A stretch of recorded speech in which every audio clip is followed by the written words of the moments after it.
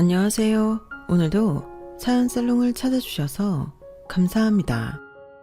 저는 딸아이를 혼자 키우고 있는 돌싱 직장맘입니다. 결혼 생활은 11년 정도 했었는데 10년 넘게 같이 살았던 남편이 저랑 딸보다 자기 동생이 더 안쓰럽고 소중하다고 해서 미련 없이 갈라섰어요. 신우도 정말이지 구제불능인데 남편까지 뭐가 중요한지 모르고 한심하게 선을 넘으니 도저히 참을 수 없었거든요. 그리고 이혼한 지금도 제 선택에는 후회가 전혀 없는데 풀리지 않는 미스테리가 있어 사연을 보내게 되었는데요. 부디 제 사연을 끝까지 들어주시고 제 속이 뻥 하고 뚫릴 수 있는 조언들 부탁드려 봅니다. 저와 남편은 대학에서 만났어요. 남편이 저보다 한 살이 많았는데 같은 과 한 학번 위 선배였죠. 그리고 저는 술을 잘 못 마시는데요. 그에 반면 남편은 그 어린 20대 초반부터 주량이 남달랐었죠. 나중에 알고 보니 집안 전체가 술이라면 둘째라면 서러운 그런 집구석이더라고요. 그에 반면 저희 집은 아빠는 술을 한 잔도 못 드시고 엄마는 소주는 전혀 못 드시지만 맥주나 와인 정도는 드실 수 있었는데 그것도 한 잔이면 얼굴이 불타올라 당신이 창피하다면서 술을 잘 안 드십니다. 그러니 그런 집에서 나고 자란 저와 제 동생은 당연히 술에 취약한 몸이었고 그런 제가 대학에 들어가 신입생 생활을 하려니 여간 쉬운 일이 아니었는데요. 결국 저는 신입생 환영회에 막걸리 한 사발을 억지로 마시고 기절하는 초유의 사태가 일어났어요. 그 덕에 저는 학교에서 유명인사가 되었고 기절한 저를 책임지던 한 학번 위 남편은 저를 업고 병원으로 뛰고 또 저를 데리고 집에 데려다 주는 등 고생을 했는데 그렇게 어이없게 눈이 맞아버렸어요. 이런 말 창피하지만 저는 그동안 공부한다고 남자친구를 한 번도 사귀어보지 못했거든요. 그러니까 알에서 깨어난 병아리가 처음 본 닭을 보고 엄마라고 할 듯 이성에 관심이 많고 연애를 하고 싶던 제 눈에 비친 남편을 저는 좋아하지 않을 수가 없었는데요. 지금 생각해도 그랬던 제가 너무 안타까워요. 왜 하필 그놈이냐고요. 그리고 좋아하는 마음이 생긴 이후로는 그놈의 모든 단점도 장점처럼 마법에 걸리고 말았는데 심지어 술을 잘 먹는 것도 멋있어 보였어요.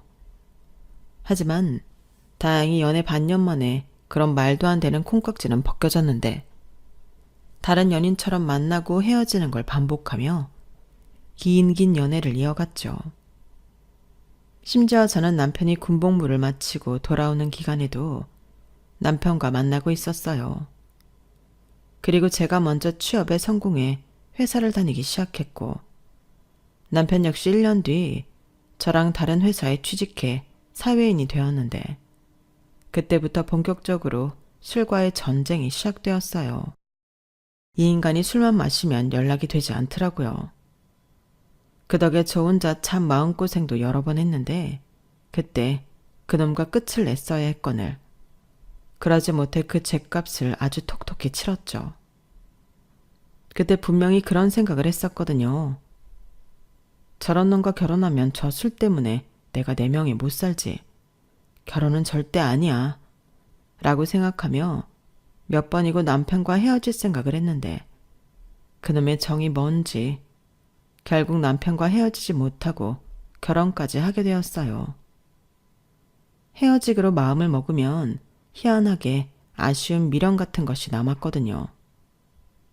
그리고 같이 지내온 시간이 긴 만큼 빌어먹을 추억도 많았는데 그런 기억들 때문에 그놈과 헤어지지 못했던 거죠. 오죽하면 주변 친구와 선배들이 니들은 이미 정신적으로 부부 같은 사이야. 그러지 말고 인정하고 이참에 결혼을 해. 라고 했는데 어느 순간부터 저도 결혼을 하면 그 상대는 남편일 거라고 생각하게 됐어요. 그러면서 남편도 저랑 같은 생각이라며 결혼 이야기를 자연스럽게 나누게 되었고, 그땐 그게 무슨 설레고 좋은 일이라고 저희 두 사람은 연애 6년 만에 결혼하게 되었죠. 그때 남편과 똑같은 시댁 식구들 셋을 패키지로 받게 되었어요. 그게 저에겐 판도라의 상자 같은 거였어요. 절대 열어보면 안 되는데 그걸 굳이 열어서 그 더러운 꼴을 다 봤거든요. 정말이지 할 수만 있다면 당장 꽁꽁 싸매서 어디 아무도 모르는 곳에 던져버리고 싶었는데 제 손에 더러운 거 안 묻히겠다고 피한 것이 천치의 한이 되었어요. 일단 시댁 식구들을 다 모아놓고 보니 그나마 제 남편이 제일 정상적이었거든요. 그래서 가급적이면 비정상적인 다른 식구들과는 멀리 하고 싶었고, 그러면 그럴수록 식구들은 제가 자기들을 싫어한다며 어떻게 해서든 저랑 술을 마시면서 친해지고 싶어 했는데요. 아, 여기서 한 가지 의문이 있는데 술을 좋아하는 사람들은 왜 술만 마시면 다 친해질 수 있다고 생각하는 걸까요? 저는 술을 마시든 아니든 싫은 사람은 싫은 사람일 뿐인데 시댁 식구들은 술을 마시면 원수도 친구가 될 수 있다고 생각하는 사람들이었어요. 그래서 술을 잘 못하는 저를 어떻게 하든 술을 먹이려고 했어요. 아우, 너는 이 좋은 걸 왜 못 마신다고 그러니? 자고로 술이란 먹을수록 는다. 어머니, 저는 술을 마시면 얼굴도 빨개지고 심장도 너무 빨리 뛰어서요. 그게 알코올을 분해하는 효소가 없는 사람들이 그렇다고 하는데. 어머, 누가 그런 말도 안 되는 소리를 했어. 술은 음식이야. 네가 마실 수 있다고 생각하면 마실 수 있고 또 자주 마시다 보면 느는 건데 괜히 네가 그런 생각으로 술은 안 마시려고 하니 몸도 그러는 것 같은 거지. 다 기분 탓이야. 나도 이 집에 시집 오기 전에는 술 한 모금도 못 마셨다? 네? 설마요. 설마는? 안 그래요, 여보? 네 시아버지한테 물어봐. 그래, 그건 네 시어머니 말이 맞다. 애들 외가가 좀 엄해서 여자들은 술을 못 마시게 했지. 근데 막상 마셔보니 말술이었어. 나랑 결혼하고 그걸 발견한 거지. 대박이지 않냐? 어머, 여보. 새 식구 앞에서 그렇게 말하면 어떡해요? 얘가 날 뭘로 알겠어요? 뭘로 알긴 술 잘 마시는 시어머니로 알겠지. 난 강요하는 타입은 아니지만 이왕이면 며느리도 술을 잘 마셔서 같이 즐길 수 있었으면 좋겠다. 같이 마시고 어울리면 좋잖아. 금방 친해지고. 아버지, 그리고 엄마, 그만들래. 지영이가 싫다고 하잖아. 난 술 못 마시는 여자가 좋아. 그래서 지영이랑 결혼한 건데 왜 자꾸 지영이한테 술을 권해? 술 주지 마. 오빠, 너 진짜 웃긴다. 언제는 술 못 마시는 여자는 재미없다며. 순뻥쟁이, 위선자. 그래, 실컷 욕해라. 너 같은 여자랑 결혼할까봐 너랑 반대인 지영이를 만났는데 네가 어쩔 건데? 너 진짜 계속 그렇게 살면 평생 혼자 늙는다. 뭐야? 오빠 너? 무서운 소리 할래? 내가 왜 혼자 늙어? 이렇게 인물이 출중한데. 나는 젊어서는 끝장나게 화려하게 놀다가 나이 40 되면 돈 많은 늙은 남자한테 평생 예쁨 받으면서 그 남자 돈으로 호의호식하면서 살 거야. 여러분, 저희 신우이의 정신 상태를 어떻게 생각하시나요? 저는 저게 농담인 줄 알았어요. 하지만 제가 결혼하고 쭉 겪어본 신우는 정말 저런 사람이더라고요. 백조인 주제에 갖고 싶은 것도 많고 하고 싶은 것도 많아서 부모 등에 빨대를 꽂고 등골을 쭉쭉 빨아먹었는데 거기에 잊을만 하면 술 먹고 사고 쳐서 깽값 물어주게 만드는 그런 골칫덩어리였죠. 그리고 저 골칫덩어리가 돌고 돌아 제 몫이 될 줄은 그때는 꿈에도 몰랐는데요. 애당초 시부모님부터가 문제긴 했어요. 저희 시부모님은 술을 먹고 치는 사고는 어쩔 수 없는 자연재해 같은 걸로 생각하셨거든요. 그러니까 한마디로 술 먹고 하는 행동은 모든 용납이 되는 그런 사람들이었는데, 그러니 시댁은 술 때문에 사건 사고가 끊이지 않았어요. 우선 시아버님으로 말하자면 술 먹고 취해서 길바닥에 주무시다 위험했던 적도 많았는데, 경찰들이 친히 집까지 데려다 서비스를 매번 받으시니 동네에서 유명하지 않을 수가 없었고, 거기에 시어머니 역시 만만찮은 사람이었는데 시집 오기 전에는 술 한 모금도 못 드셨다는 분이 그렇게 술만 드셨다고 하면 노래방을 가셔서는 그렇게 젊은 남자들을 꼬시려 했다는군요. 그래서 그 일로 시아버님과 이혼 직전까지 가는 등 크고 작은 일이 참 여러 번 있었는데, 저희 친정에서는 하나라도 일어나기 힘든 일이 이 집 구석엔 심심찮게 왕왕 터져 현기증이 날 지경이었어요. 그리고 제가 제일 혐오하고 싫어하는 신우는 부모님의 나쁜 점을 골고루 닮은 졸작 중의 졸작이었는데요. 거기에 한술 더 떠서 술만 취하면 객기가 발동하는 건지 남녀노소를 가리지 않고 시비를 걸었어요. 그러니 남자를 만났다고 해도 그 남자가 일주일도 되지 않아 도망을 갔는데, 당연하죠. 어떤 제정신인 남자가 그 꼴을 보겠어요.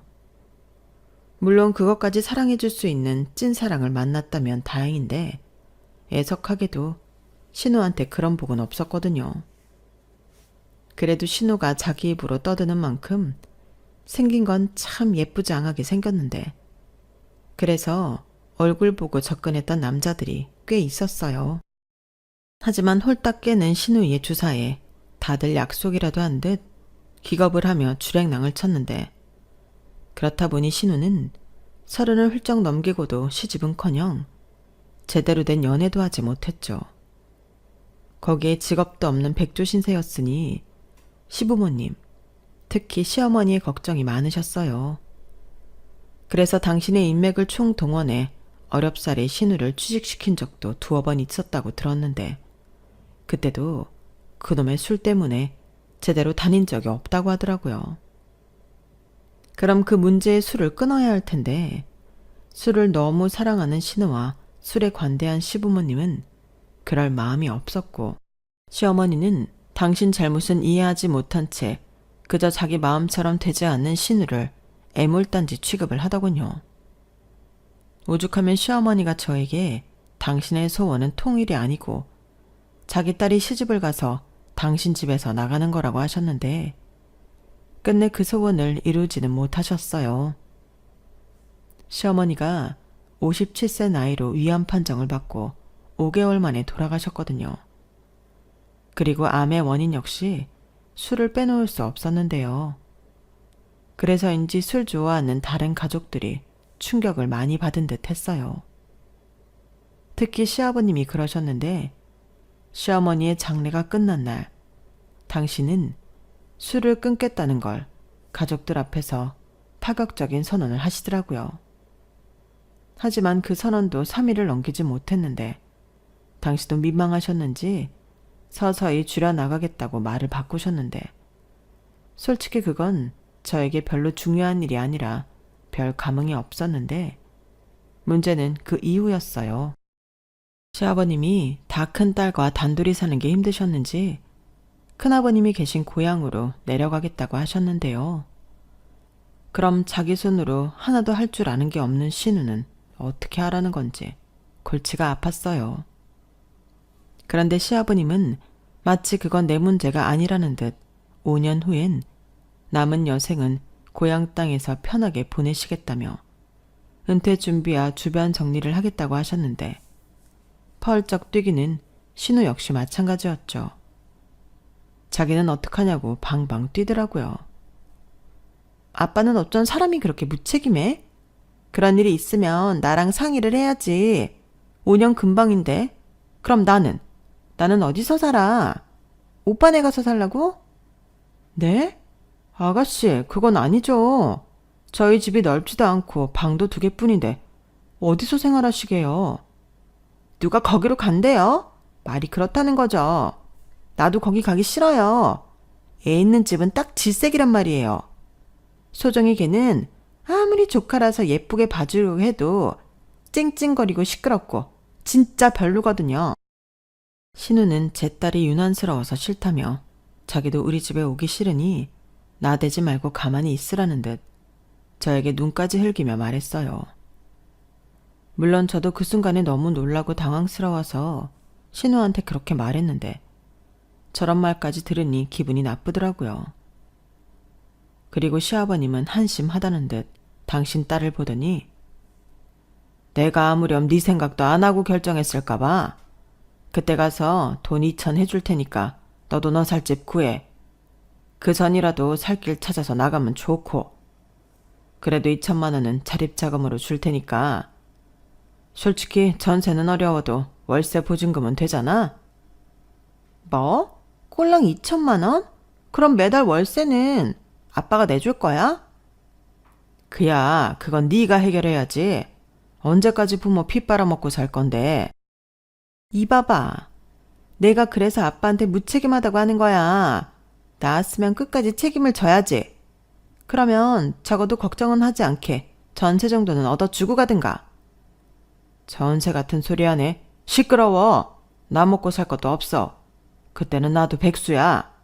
솔직히 이 나이 먹도록 편하게 놀고 먹게 해줬으면 나도 할 만큼 했지 않냐? 그래, 마을 나온 김에 얘기 좀 하자. 툭 까놓고 다 큰 니들이 이제 내 용돈이랑 생활비 정도는 해결해 줘야 하는 거 아니냐고. 지금이야 나도 벌지만 5년 뒤엔 벌이도 없는데 그래도 나는 니들한테 부담 주지 않을 거란 말이지.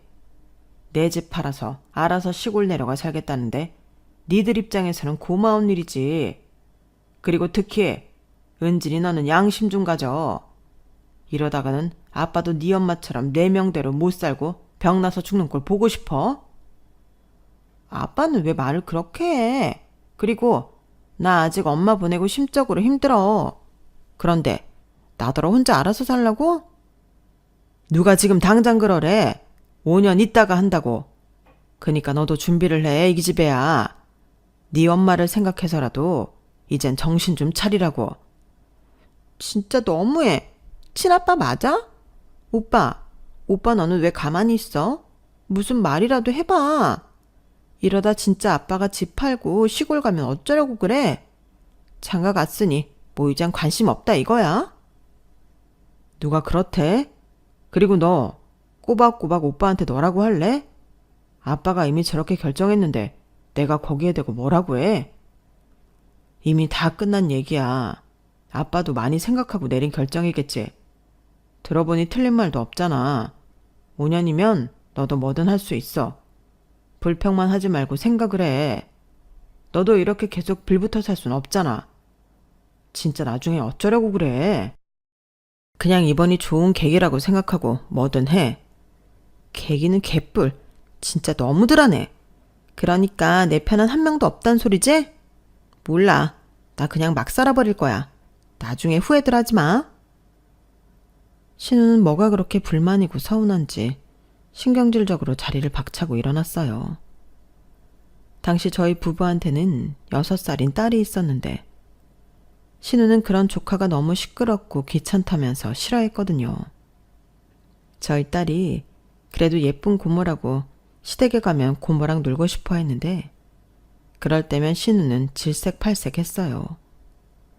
다른 집 신우들은 그래도 조카는 예뻐한다고 하던데 저희 신우는 그런 게 없더라고요.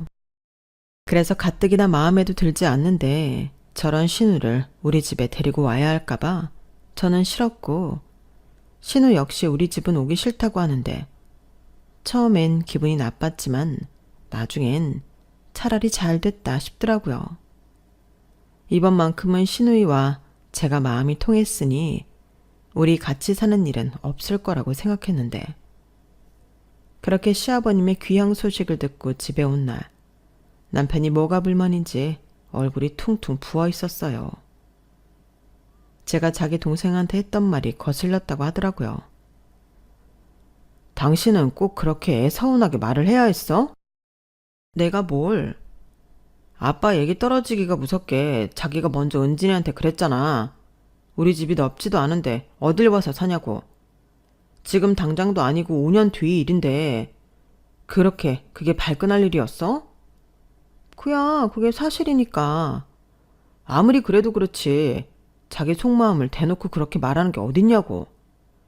내가 진짜 그때 바로 이야기하려고 하다가 당신 체면 생각해서 참은 줄 알아. 아, 그래서 내내 꿀먹은 벙어리처럼 입 다물고 있었던 거야? 내가 한 말에 화가 나서? 그래, 입장을 바꿔놓고 생각해봐. 내가 처남한테 그랬다고 생각해보라고.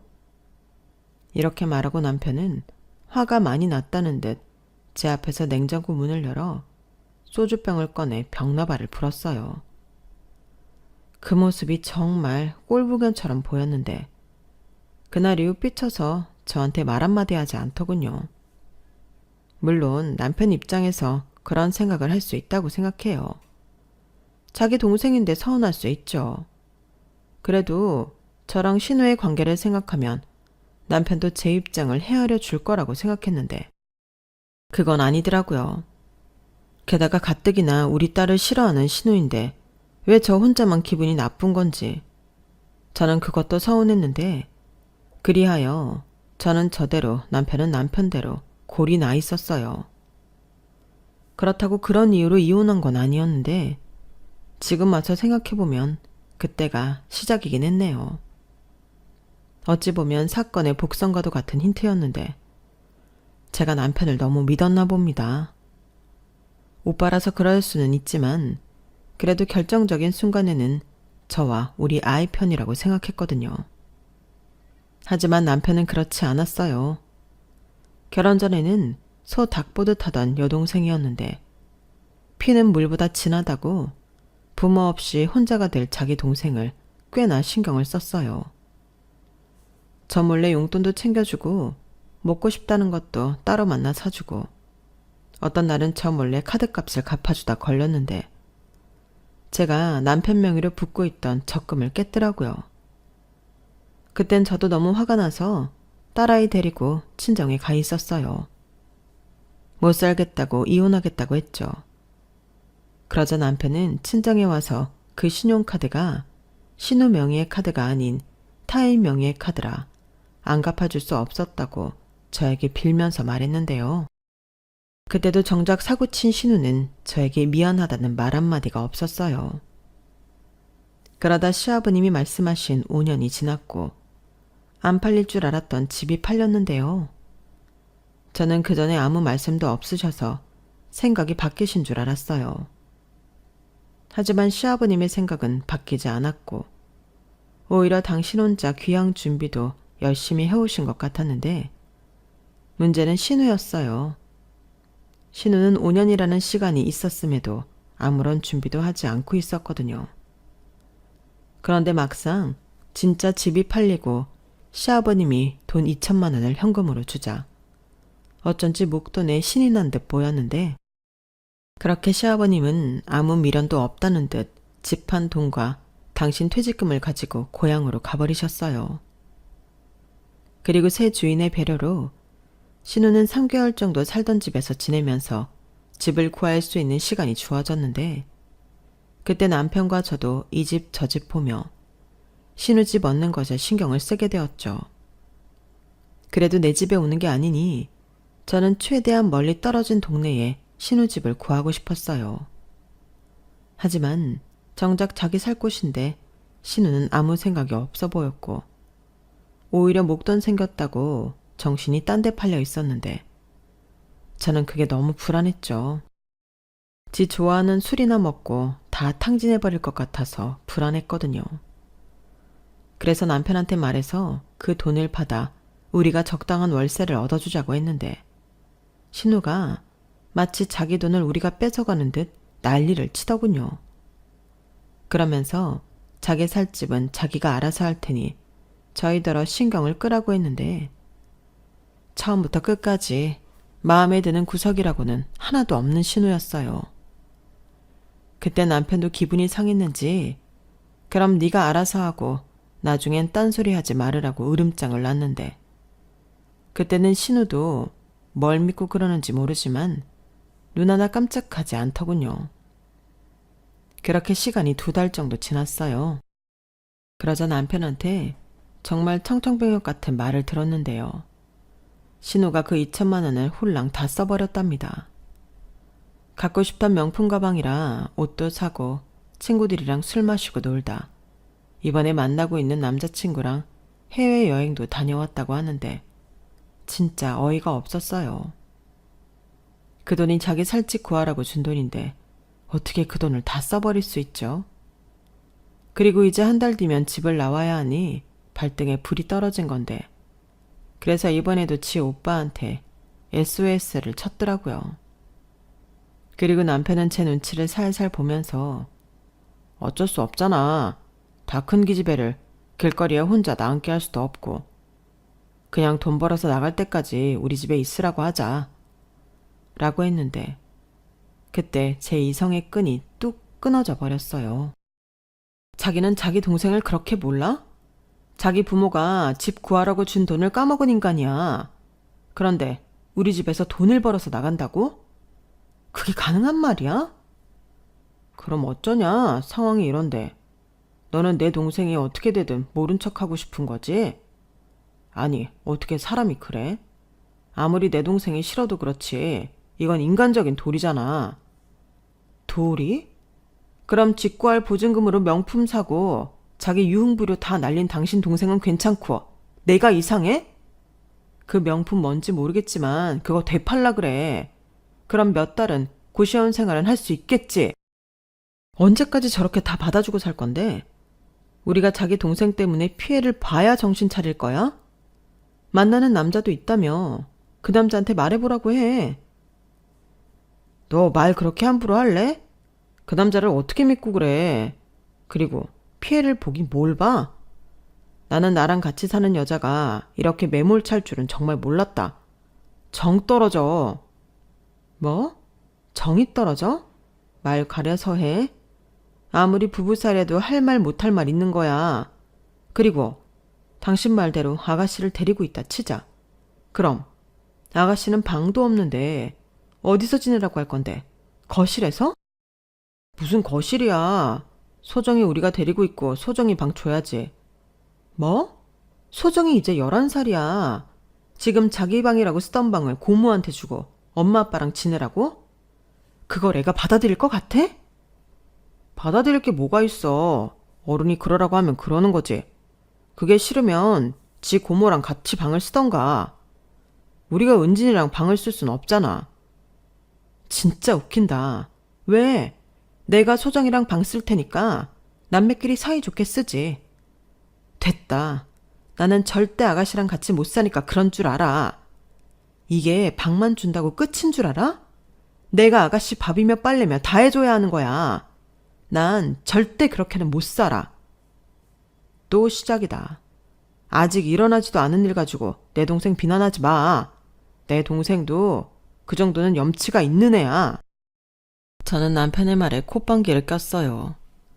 제가 지금까지 지켜본 신우는 절대 그런 염치라는 걸 아는 인간이 아니었거든요. 그리고 저는 남편도 그걸 모르지 않을 거라고 확신하는데 저렇게 말하는 남편한테도 오만정이 떨어졌어요. 그렇게 저희 부부는 신우 때문에 감정 싸움을 하게 되었고 나중에 남편이 저한테 제가 어느 순간부터 자기 동생뿐만 아니라 자기 집을 무시했다며 기분 나빴다고 얘기했고 저는 맹세코 그런 적이 없었기에 그게 무슨 개똥 같은 소리냐고 맞섰는데 그렇게 싸움이 커졌어요.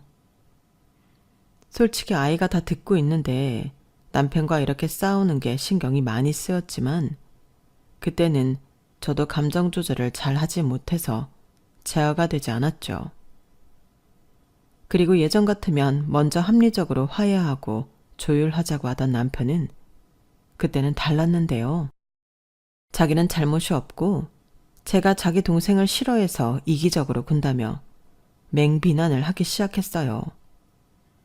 그리고 그 정도가 점점 심해졌는데 그래도 자기 뜻대로 되지 않자 매일 밖에서 술을 마시고 말도 없이 외박을 하는가 하면 집에 돌아올 때는 네 발로 기어오는 등 제가 싫어하는 행동만 골라서 했는데 나중엔 취중 진담이라고 자기는 미우나 고우나 저랑 딸아이보다 자기 동생이 더 소중하다고 울먹이면서 말하더군요.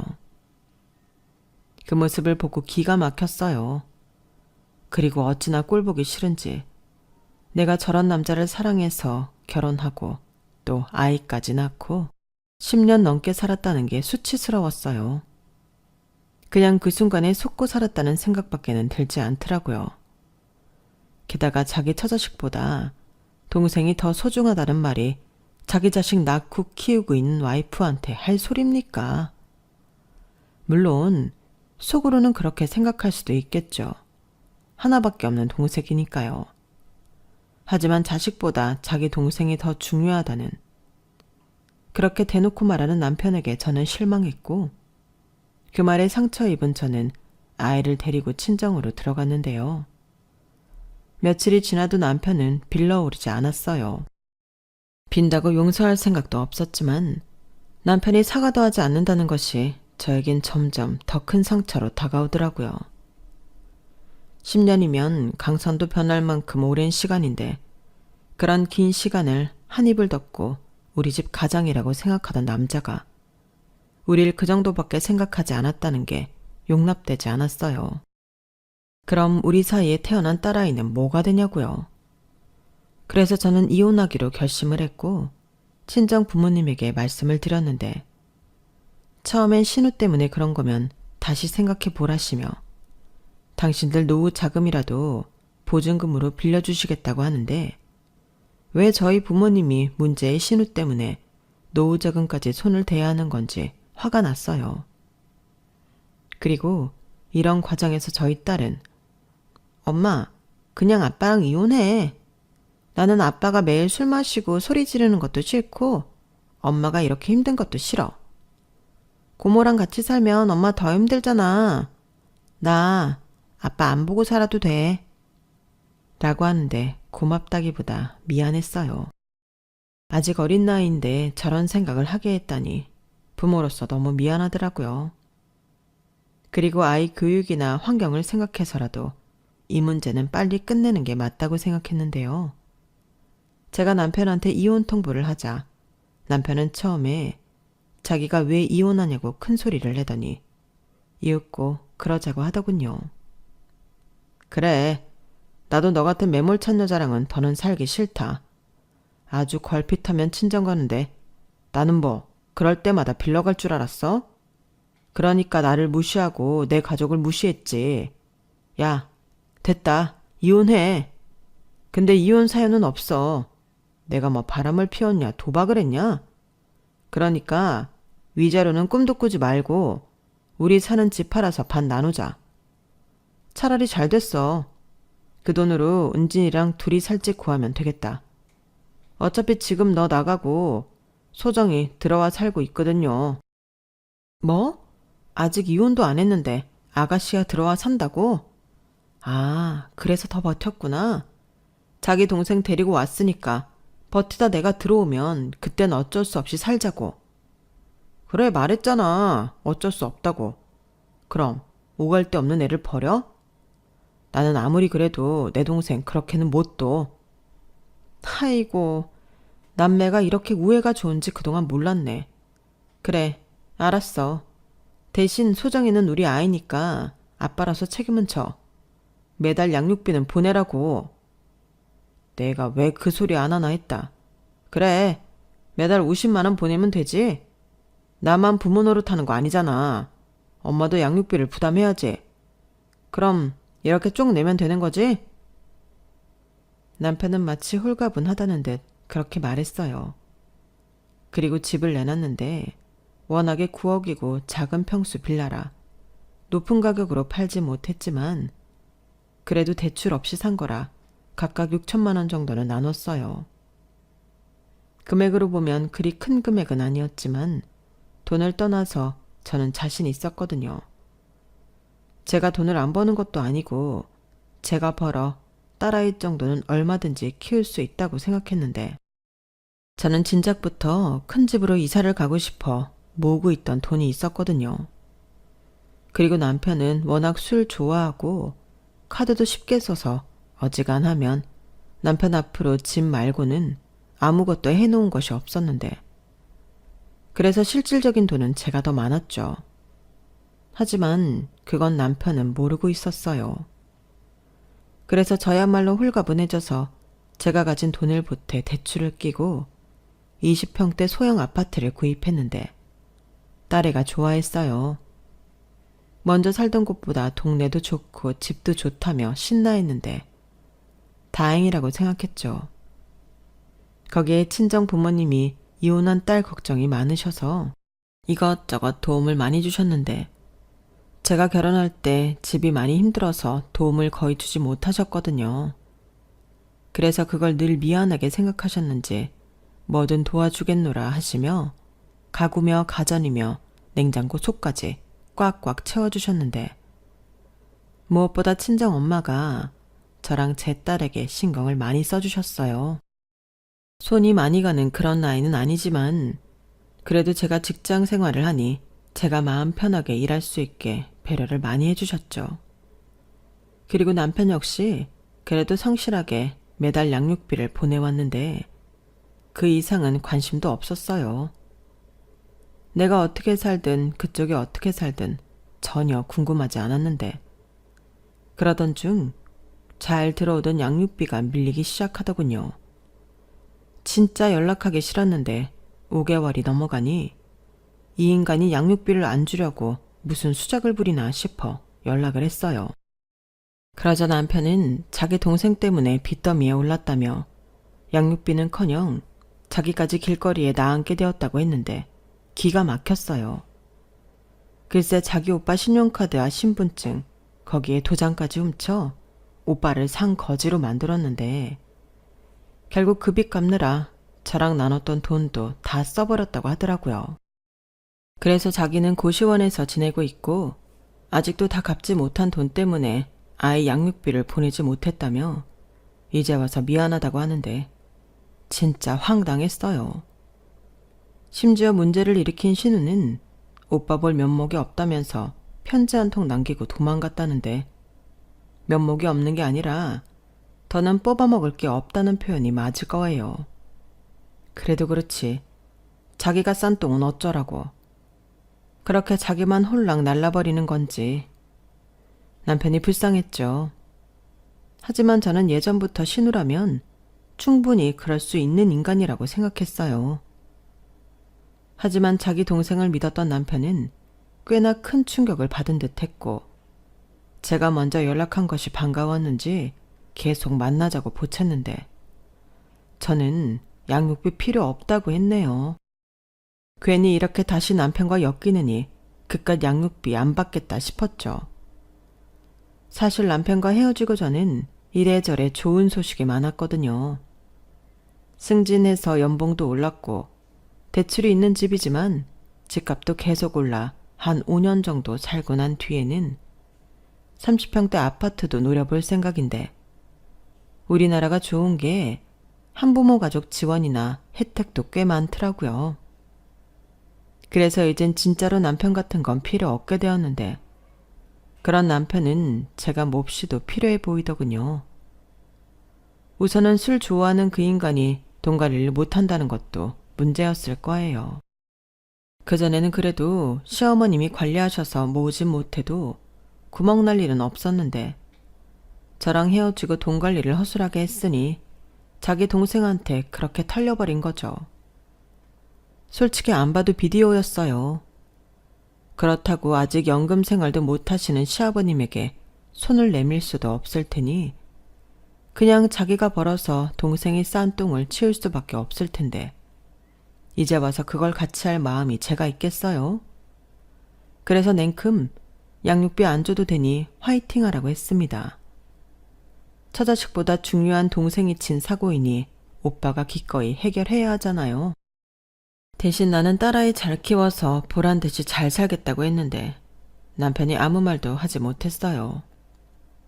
저는 남편이 제 딸과 아파트에 사는 걸 모를 줄 알았는데 어떻게 알았는지 알고 있더라고요. 그래서 내심 동정심을 유발해 제 아파트에 들어와 살려고 했는 모양인데 어림도 없죠. 제가 그걸 왜 용납하나요? 그렇게 철벽을 치니 남편도 자존심에 포기하는 눈치였고, 그렇게 저랑 남편은 완전히 쫑이 났어요. 남편은 뒤늦게 자기 결정을 후회한다고 했는데 그 말도 듣기 싫더라고요. 남편 말이 헤어지고 나니 자기 가족은 동생이 아니라 정말 저랑 딸아이였다는 걸 알게 되었다나요? 하지만 저는 아직도 의문입니다. 저도 동생이 있지만 언제나 남편과 아이가 우선이었거든요. 그리고 종종 남자들이 결혼을 하면 자기 식구들만 그렇게 챙긴다고 하는데 저는 왜 그러는 건지 모르겠어요. 그건 지금도 마찬가지인데 저렇게 후회할 거면서 왜 가장 소중한 배우자에게 상처를 주는 걸까요? 늘 가까이 있어서 소중함을 몰랐다. 뭐 그런 건가요? 저는 설령 그렇다고 해도 이젠 남편과 다시 잘해볼 마음이 없네요. 지금이야 아쉽고 소중함을 깨달아 사람이 달라졌다고 하지만 그런 사람이 또 어떻게 변할지 모르잖아요. 그리고 신우가 또 어떤 사고를 쳐서 저를 또 곤란하게 할지도 모르고요. 저는 지금 이 순간에도 신우는 사고를 치고 있다고 생각하거든요. 그 사고를 그만 치려면 어쩌면 옛날 신우 말처럼 나이 많고 돈 많은 늙은 남자를 만나 그 남자가 모든 걸 돈으로 커버해줘야 가능하다고 생각하는데 그 늙은 남자는 무슨 죄예요? 저는 그래서 이 꼴 저 꼴 안 보고 사는 지금이 가장 행복합니다. 무엇보다 딸아이가 둘이 사는 지금의 환경에 만족하는 것 같아 제일 뿌듯하거든요. 그리고 할 수 있는 한 최선을 다해 아빠 몫까지 많은 걸 해내고 싶은 마음인데 그래서 앞으로는 더 열심히 바쁘게 살아갈 생각입니다. 이젠 양육비 50만 원도 안 들어오니 제가 더 열심히 일해야죠. 그리고 그 정도는 충분히 할 수 있을 거라는 자신감이 있는데 부디 제가 지치지 않고 딸아이와 행복하게 살 수 있었으면 좋겠어요. 이상 제 사연은 여기까지입니다. 이제 남자라면 지긋지긋해요. 술 문제도 그렇고 저렇게 자기 식구만 싸고 돌면서 정작 진짜 잘해줘야 하는 사람한테 상처나 주는 하등한 존재는 이제 사절이거든요. 그나저나 저도 딸아이를 키우는데 정말이지 제 딸아이는 자기 아빠 같은 사람을 만나지 않았으면 합니다. 술 못 마시는 외동이면 괜찮을까요? 농담이고요. 하도 남편한테 대어서 그런지 그런 남자랑 반대인 사람을 생각해 봤어요. 부디 우리 딸은 엄마랑 다르게 사람 보는 눈이 뛰어나길 바랄 뿐입니다. 그럼 지금까지 제 사연 들어주셔서 대단히 감사드리고요. 늘 건강 잘 챙기시고 좋은 일만 가득하시길 바라겠습니다. 안녕히 계세요. 여러분, 사연 댓글에 응원과 현명한 조언 부탁드려요. 좋아요와 구독은 저에게 큰 힘이 됩니다. 오늘도 좋은 일 가득하세요.